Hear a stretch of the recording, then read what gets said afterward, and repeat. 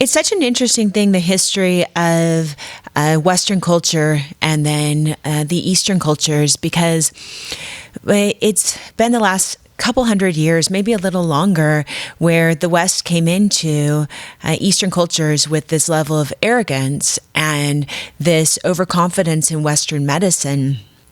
We wanted things framed in just our context and in the way that we understood them in Western terms.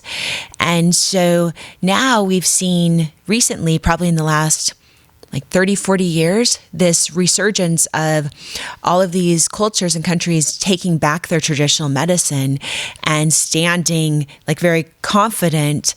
It was pretty easy for the West to come in and dominate because of our difference in styles, right? So the Western view is very young and very even argumentative and very prove it to me right now, And the Eastern in general has this level of, if you do that, they're going to actually step back and just, they're not going to give you information, And they also, for the most part, have this focus on honor.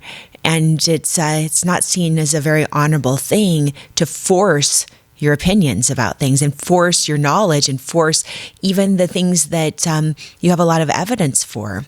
So with the Western idea that everything simple was too simple and therefore couldn't work, and then there was a lot of, in our cultures, so many good things about the West, but this really happened, this idea that there was also almost a low-level propaganda. Because I remember when I first started 30 years ago doing work in massage therapy and traditional medicine, natural healing, that I would have people say things to me talk about how I studied and practiced traditional Chinese medicine. And I would have people say things like, oh, ancient Chinese secret, as though I was supposed to feel some sort of shame, or they were, giving a compelling argument as to why I shouldn't be practicing traditional Chinese medicine.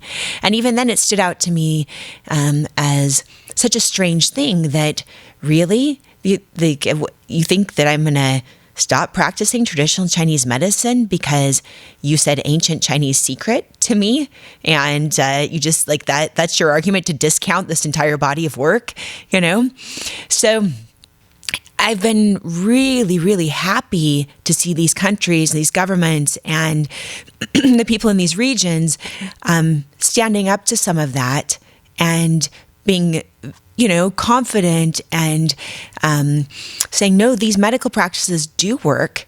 They're part of our culture and they're an important contribution, and then still willing to share that knowledge with us. For information on becoming a licensed massage therapist, visit zmc.edu.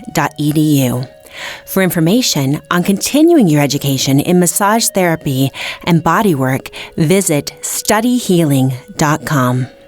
If you like this video, don't forget to subscribe.